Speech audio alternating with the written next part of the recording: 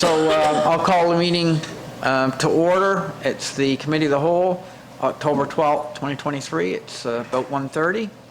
So we're getting underway just a few minutes late. We'll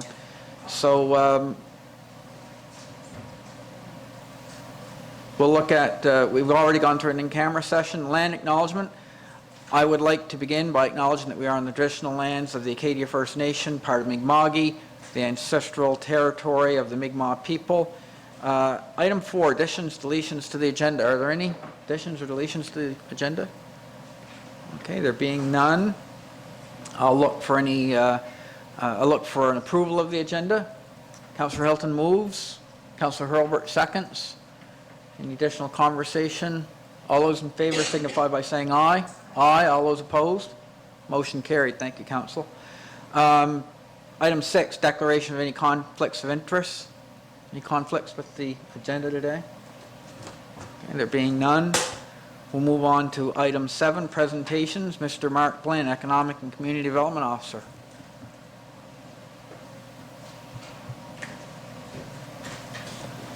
What's the button? Press the button. No, he's asking. Do I press the button? Yes. Yeah. Button pressed. There we go. So welcome, Mr. Blinn, and welcome to everybody in the audience. Thank you for coming out. Thank you very much, Deputy Warden, councillors, Jenny, and Madam CAO, is it? Victoria's good. Victoria, and the public. So for you folks who don't know, my name is Mark Blinn. I'm the Community and Economic Development Officer for the municipality. I think it's been about 6 or 7 years that I've been here. So today I'll give you a little smattering of what it is that I do, some stuff that I've done, things that I'm doing, and some things that I shall be doing.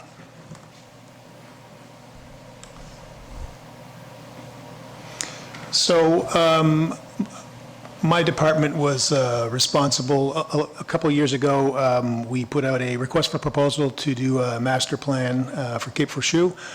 The first thing on that list was the Climb the Light experience. Our department had a fair bit to do with that. That was a success. And then we decided to do the another project sheet out of the Cape Forshue master plan. And that was the fog alarm look-off.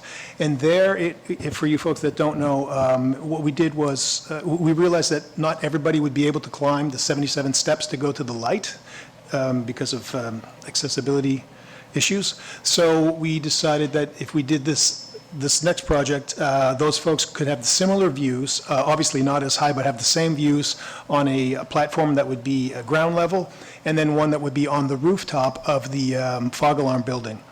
So we were responsible for the request for proposals out for that. We adjudicated on them. The engineers came in, designed it, and it was built. And it's 99.9% complete. There's a couple little defects that need to be fixed, nothing major. But anyway, what I wanted to point out is that we have one final remittance to ACOA. They came in as a financial partner for $183,600, and Community Culture and Heritage came in with $15,000 the first year and $39,166. So to date, we've managed to get $237,766 in funds for this project. So, and I took Mike Como out there today. He's the fellow that works for ACOA. He loved it. He was absolutely ecstatic about it. He said it really goes with the architecture of the buildings that are there already, and he absolutely loved it. And we think it's going to do some good things for the tourist season here at the gate. Forest Glen Tower, a long time ago, maybe, I don't know, it might have been maybe 5 years ago, we had a pilot project out in Forest Glen. This was when there wasn't any fiber running down the 340, fiber to the residents running down the 340.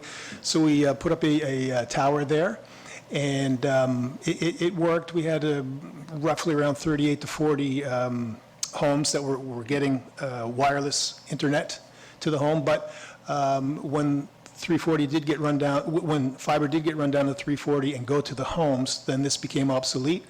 and it had to come down. So we finished doing that roughly about 2 weeks, about a month ago, I think it came down. So that's, that pilot project is done. Veteran Banner Program, this we started last year. We had 15 sponsored veterans, and then we bought 24, we bought, okay, so this year we had 15 new veterans being sponsored, 9 generic. Last year we had 15 sponsored, and we had, so for this year, year 2, we've got 30 veterans that are sponsored banners, and we've got 24 generic. We have the brackets up there, and we thought, well, what else could we do? We thought it was a good opportunity to put some banners for the winter, to show, have some winter scenes, if you will.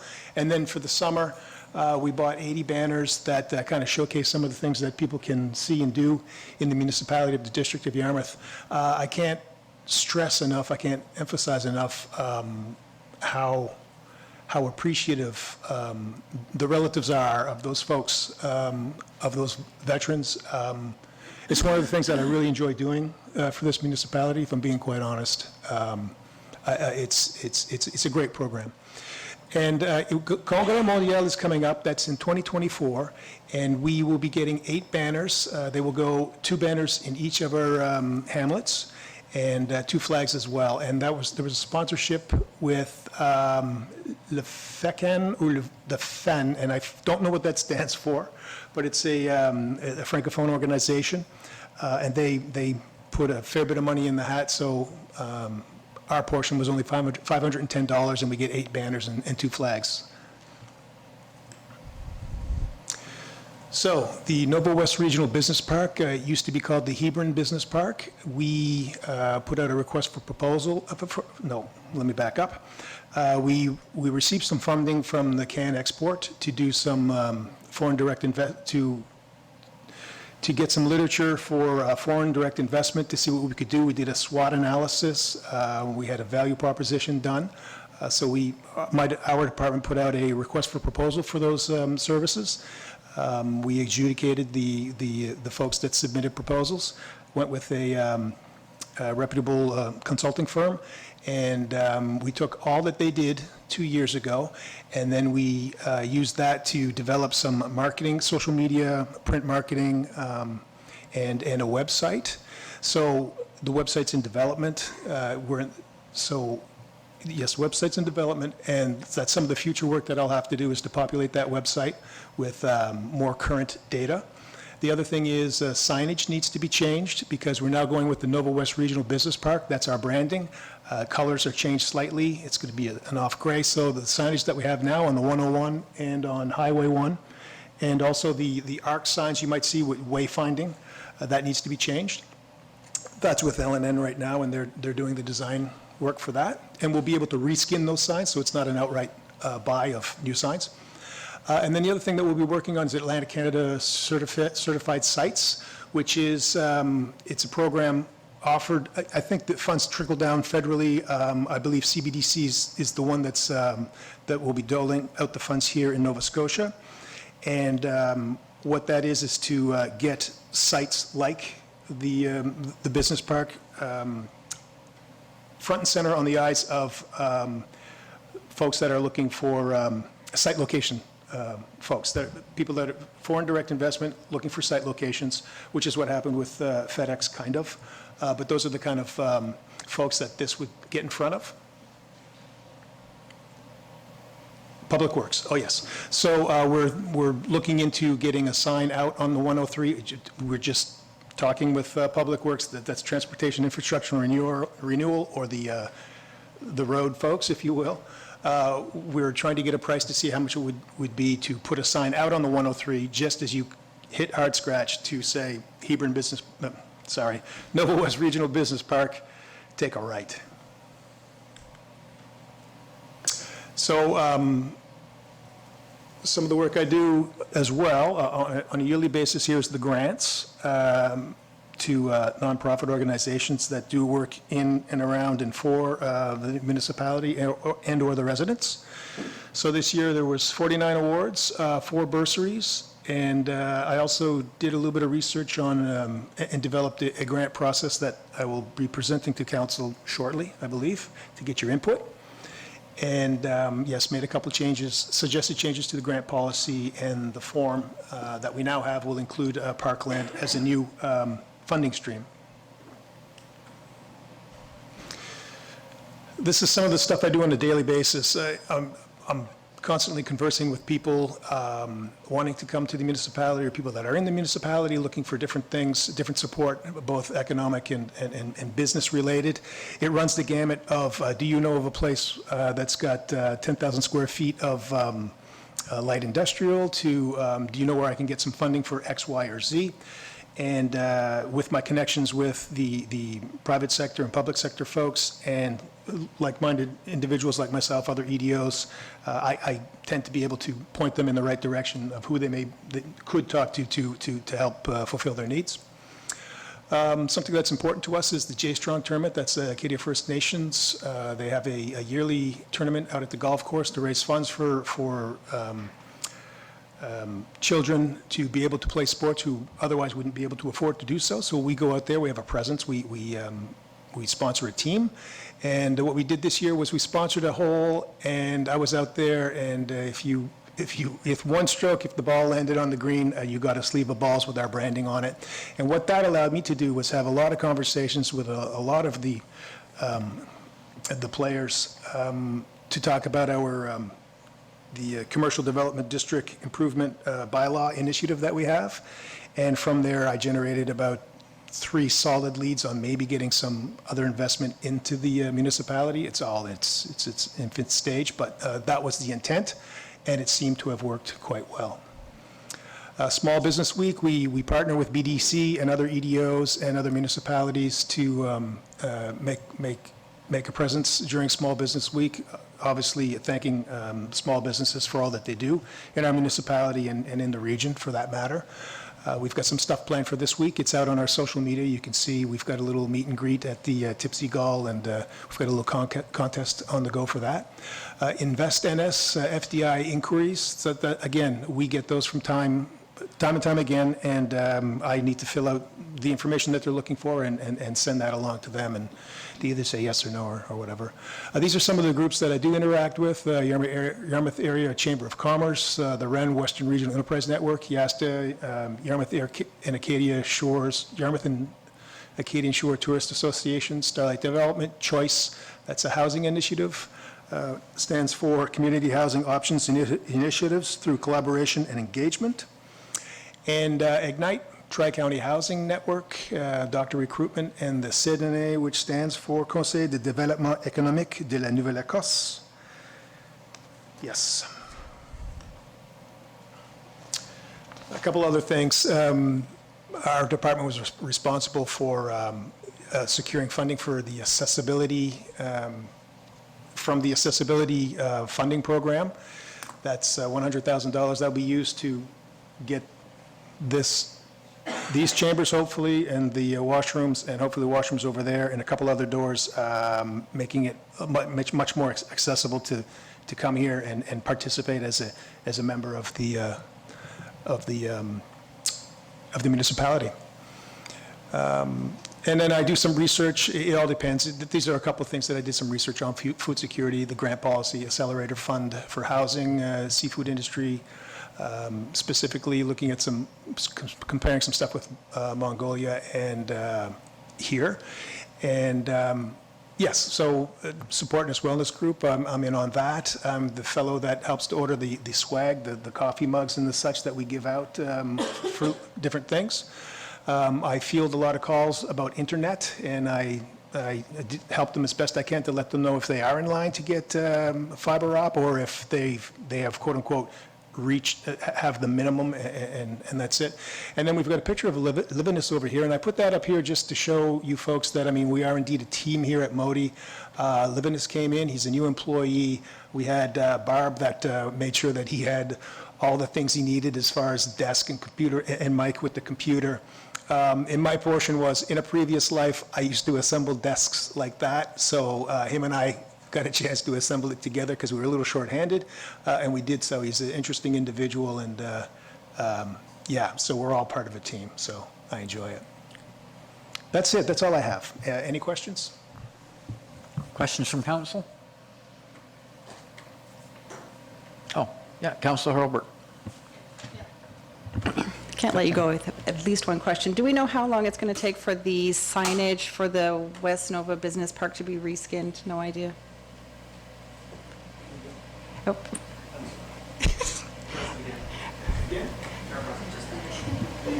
Just leave it on. We're good? Yep. Okay.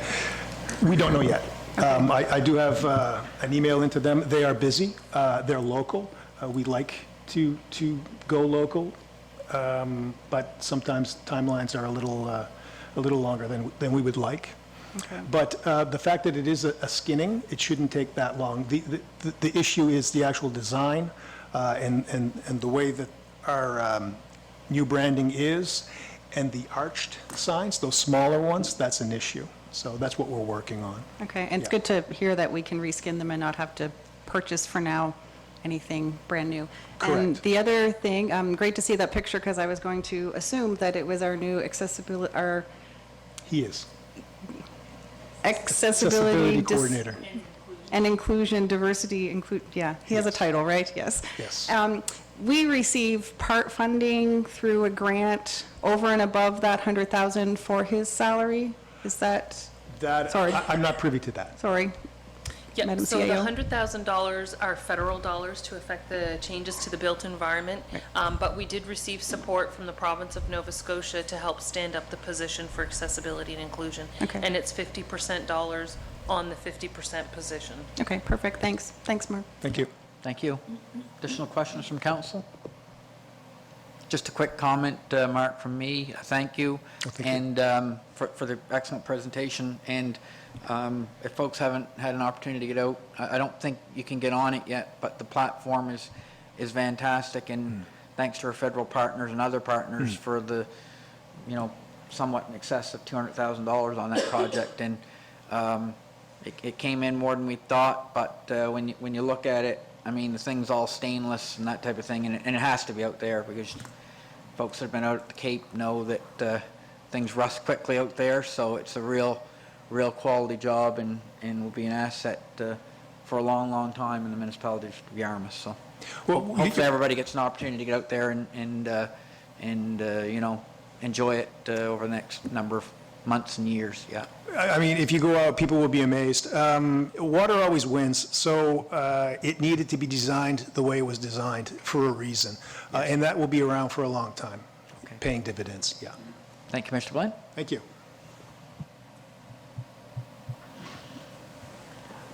Okay, next on the agenda is is correspondence. 8.1, there's none for action. For information, perhaps if council would just like to have a moment, you can look through 8.21 and 8.22, although they're just for information. If there's anything coming from that that you feel you should, even though they're just for information.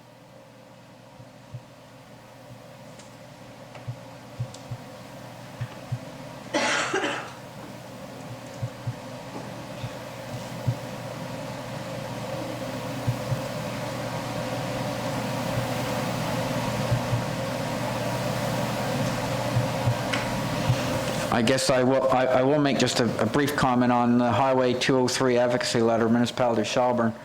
I was coming back from Halifax a little bit back, and the highway was closed, Highway 103, and we had to reroute the whole way through Kedzie. So that was south of, that was by Port Mattoon, and so that is an issue.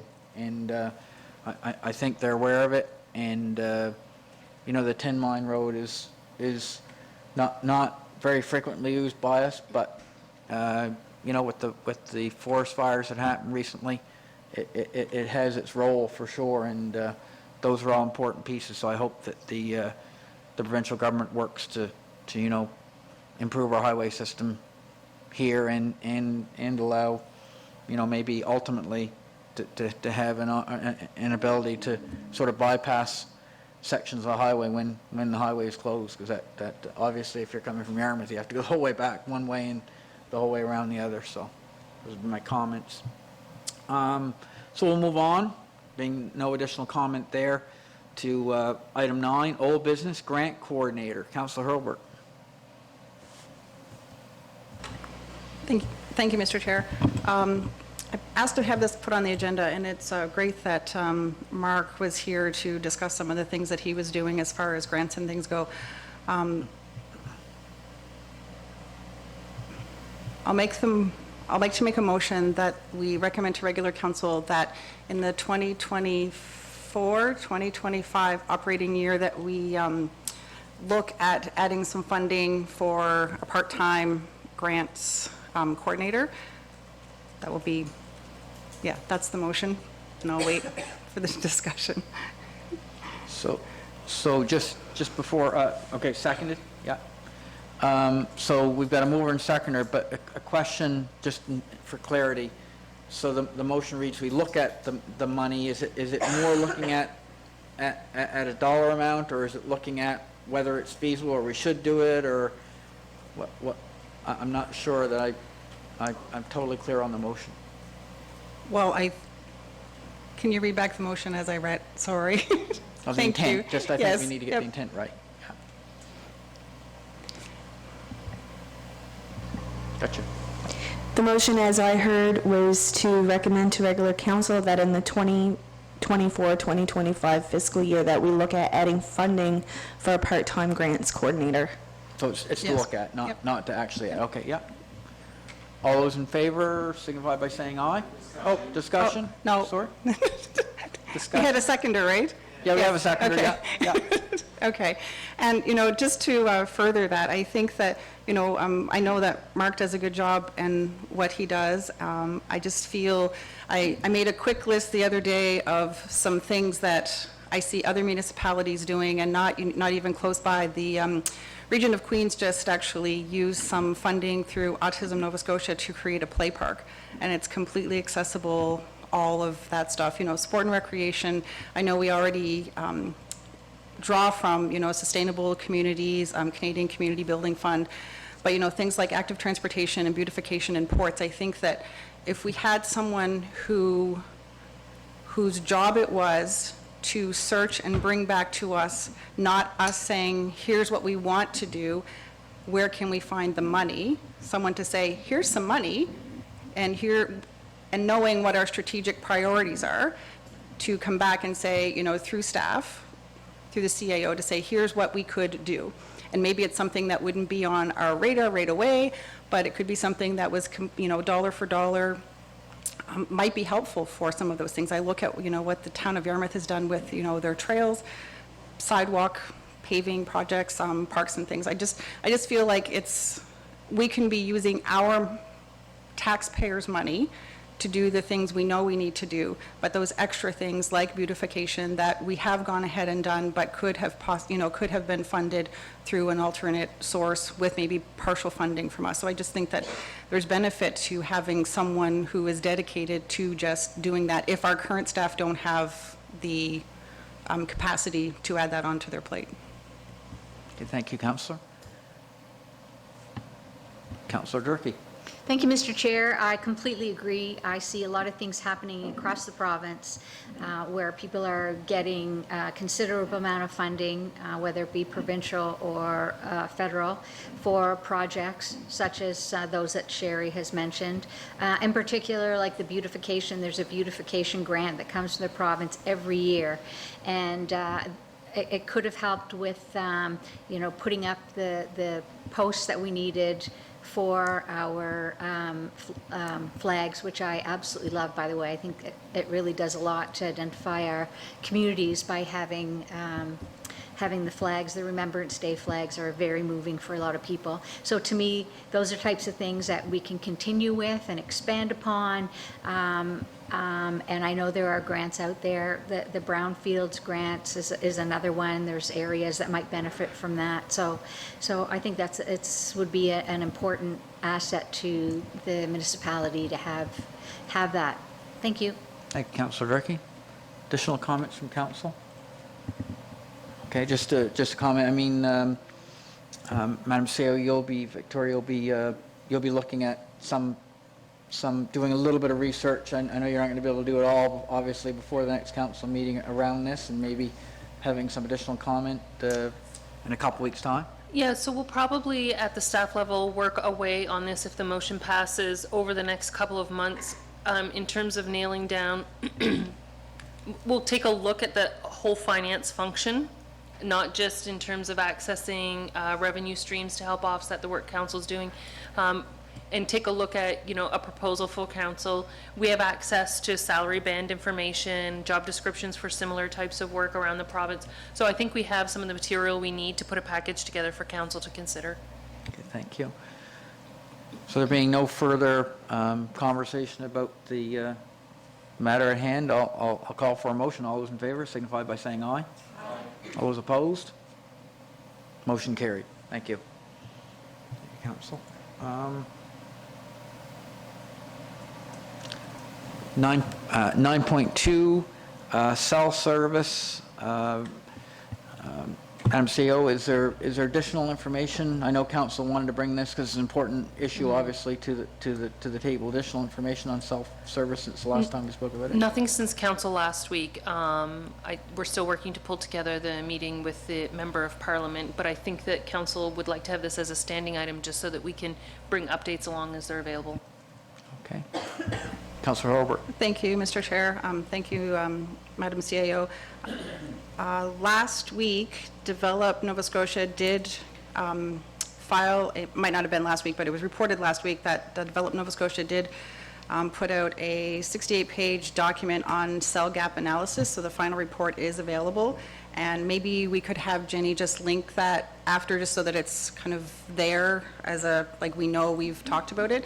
And, the headline was, which is no surprise, and I'm sure other people would say that it's more than this, but it says more than 21,000 homes, businesses without cell phone service in Nova Scotia, says provincial report. So the provincial government says, this news article talks about, the same thing we talked about last month, about, the federal responsibility. So having this report, I think, is good for, good to know, something that, I guess, good to report, something we already knew and already that we're struggling with. But I think it is important that we keep it on our radar and continue to try to do what we can. Thanks.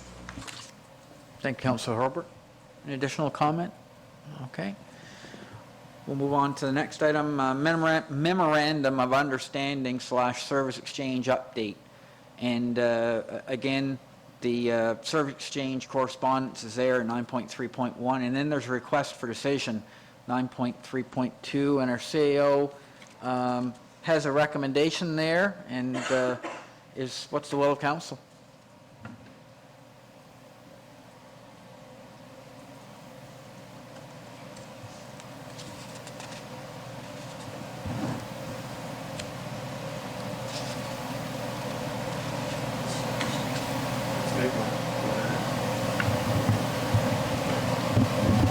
Councillor Hilton.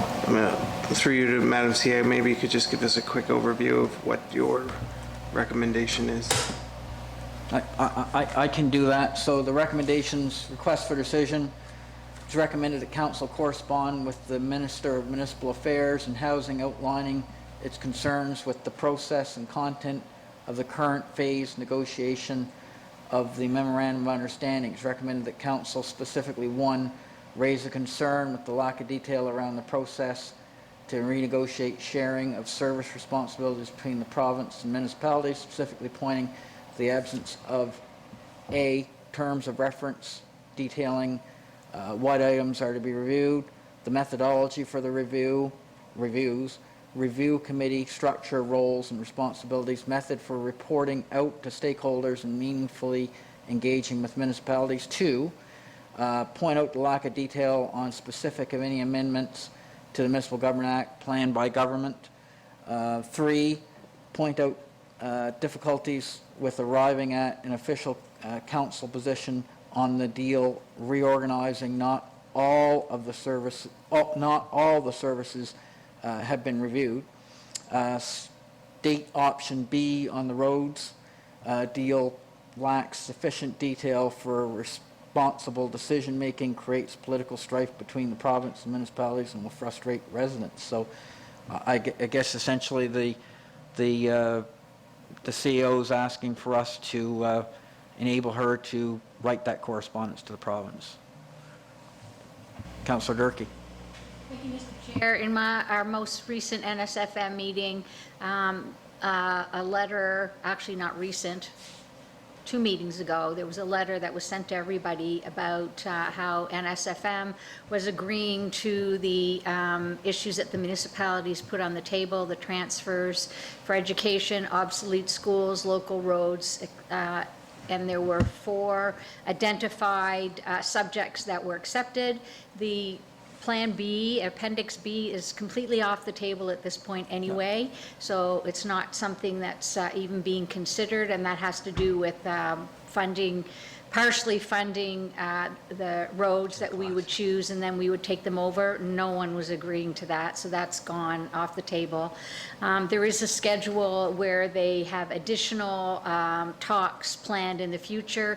One of them has to do with education. But the other issues that were brought forward have been discussed, and we're anticipating, but there's no guarantee that that these items will be put forth in the legislature this fall, which is now, because they're going back into the legislature. So, but there was nothing further discussed about some of the items the CAO has brought forward.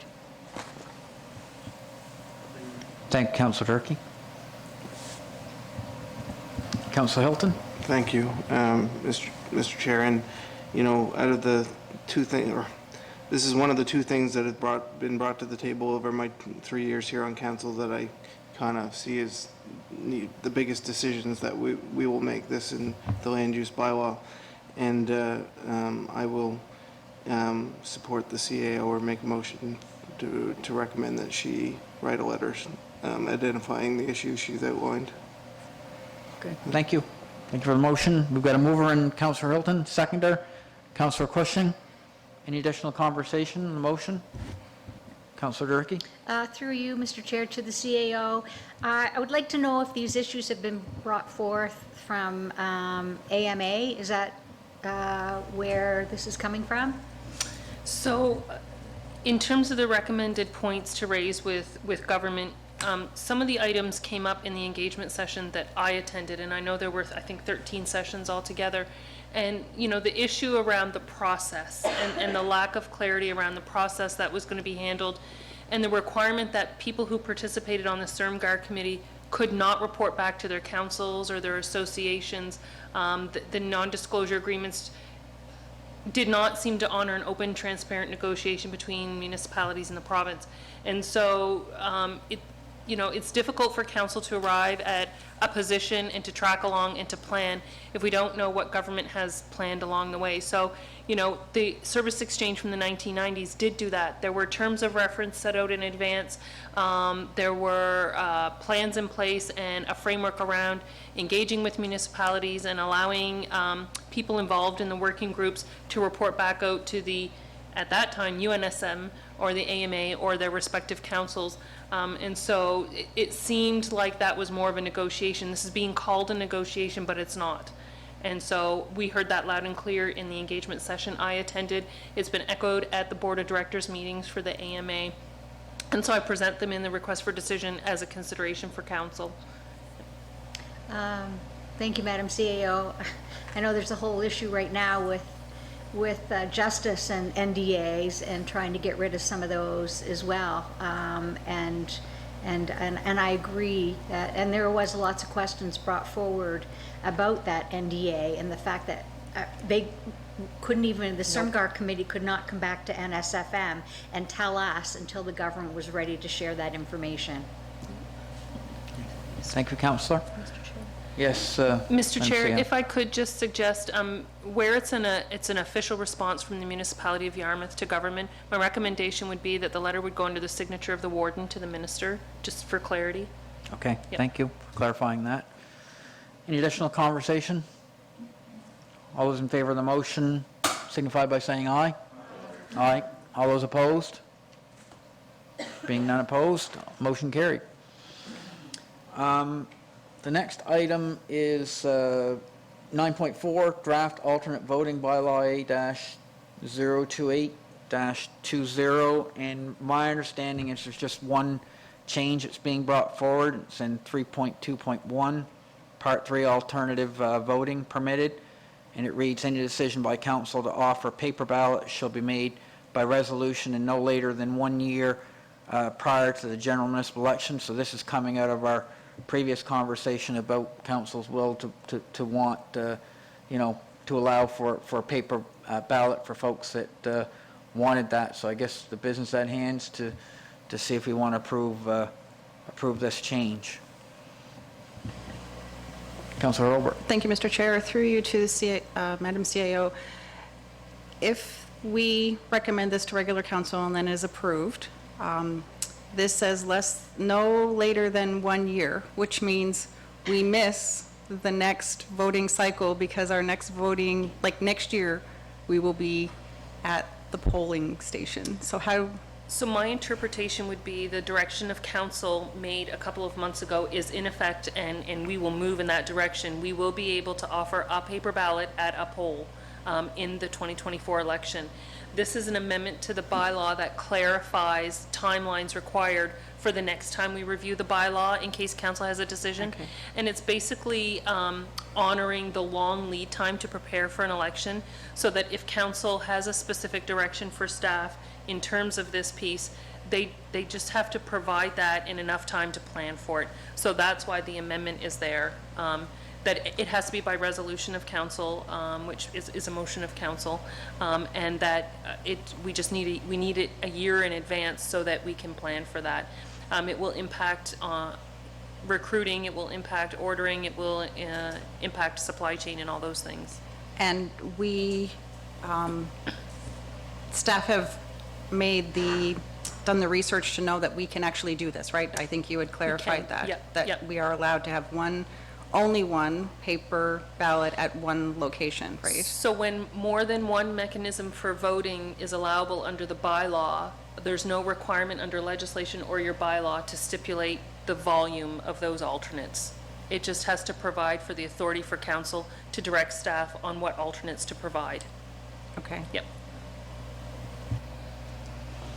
So thank you for that clarifying question, Councilor Hurlbert. So yeah, we had a motion some time ago that spoke to it and would sort of count as you know, being in a year in advance. Of course, this isn't in effect yet, but having said that, the idea would be, just to refresh my memory, that we'd only have one paper polling station. Is that correct, or am I? So the wrong? motion is to provide paper ballots at least one polling station. At least one. So you'll come to us with a recommendation about if it's going to be one or more That's than the one? direction, and so we'll plan for that. Okay, Yep. very good.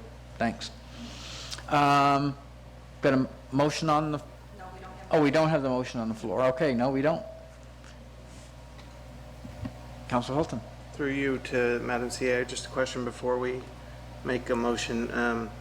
The alternative voting bylaw comes back to council like more than a year prior to each sitting council before an election? That's correct, Councillor Hilton. Through the chair to you, the bylaw does require in 2027 to go through the same exercise we've just gone through, to review the alternative voting bylaw before the 2028 general election, and it's not less than a year prior to that. Okay, so I will make a motion to approve the alternative voting bylaw A-028-20 with the revisions related to paper ballots. Thank you, It's Councilor. a recommendation for first reading, Mr. Yeah. Chair. Our sorry. recommendation for first reading. Yeah, understood that it's a recommendation for first reading. Is there a seconder? Seconder, Councilor Allen. And just before I call the question, you know, I think it is a good idea to certainly have that available to people. You know, lots of folks want that paper ballot, so nothing more important than the electoral process. So, given that, I'll call the question. All those in favor signify by saying aye. Aye. All those opposed? Motion carried. Thank you. So on to the next matter of order business. New business. recommended, recommended for repeal municipal offices bylaw M-067-93, and I think this is probably as simple. It's an old document and has no more use, been superseded by other things, so I think just a motion to repeal that would be in order. Okay, so moved by Councillor Durkee, seconded by Councillor Allen. Any conversation or discussion about this matter? Okay, all those in favor signify by saying aye. Aye. All those opposed? Motion carried. Thank you, Council. 10.2, recommended for revisions, Council Procedural Policy C-029-19. We'll just get that up. Madam CEO, do you want to address just the changes Sure, there? Mr. Chair. This is just one small housekeeping sort of amendment, just laying out the order of operations, if you think of a math formula, for the inaugural meeting of a council after an election, just stipulating that the election for the warden and deputy warden cannot happen until the individuals who've been elected to council take their oath of office. It's just putting in writing a piece of procedure that does have to be done a certain way. Okay, yeah, that makes sense. It brings more clarity to the process. So there's just that one housekeeping item. Is there a motion? Councillor Hilton. Yes, I'll make a motion to recommend to regular council.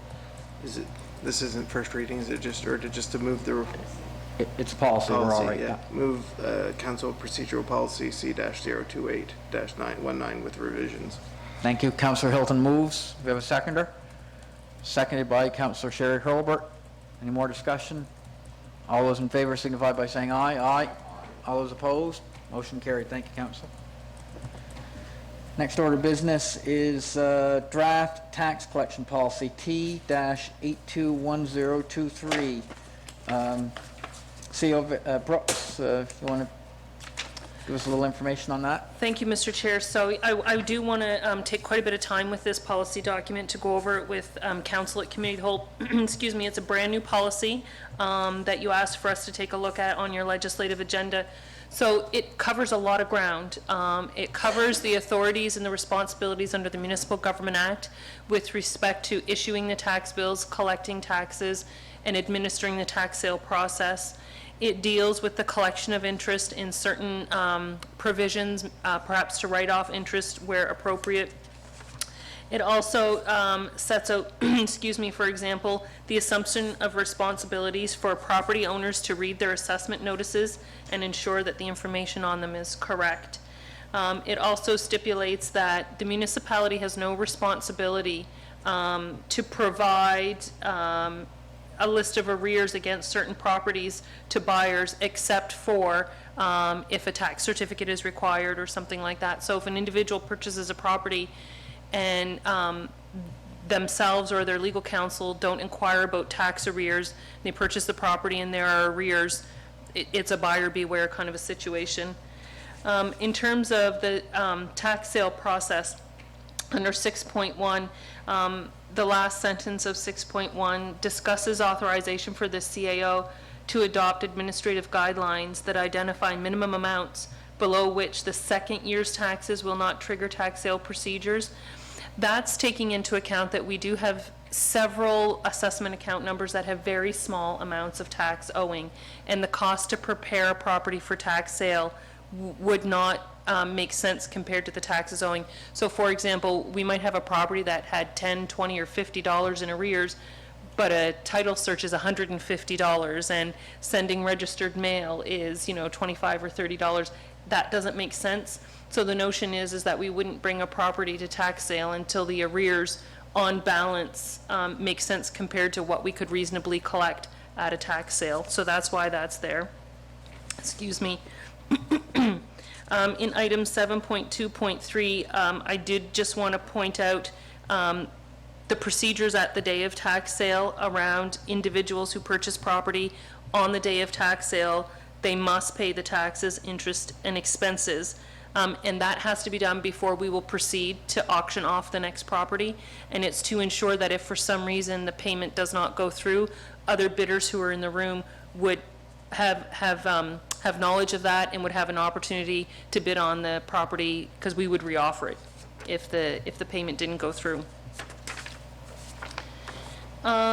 With respect to Part 10, Part 10 references Section 120 of the Municipal Government Act, and that is a power within the Act whereby the treasurer, so for us, that's our Director of Finance, could make an application to distrain goods of individuals who may be suspected of fleeing and may leave the municipality in a situation where it could not collect the taxes owing, and to attempt to make the municipality whole.